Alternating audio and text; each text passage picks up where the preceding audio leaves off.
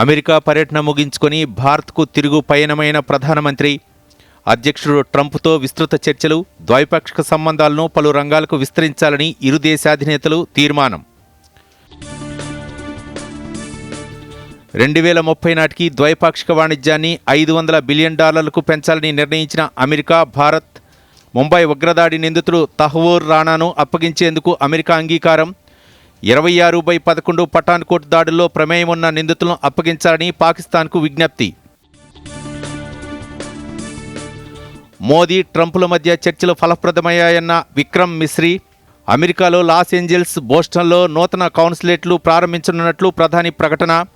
2 దేశాలు కలిసి ప్రపంచానికి కొత్త రూపు ఇవ్వగలవని ఆశాభావం.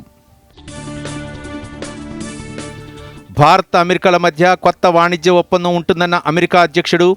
భారత్కు రక్షణ ఉత్పత్తుల విక్రయాలను పెంచుతామని ప్రకటన. ఉత్తరాఖండ్లో నేటితో ముగియనున్న 38వ జాతీయ క్రీడలు. పతకాల పట్టికలో తొలి స్థానంలో నిలిచిన సర్వీసెస్ జట్టు. పుల్వామా ఉగ్రదాడికి నేటితో 6 ఏళ్లు.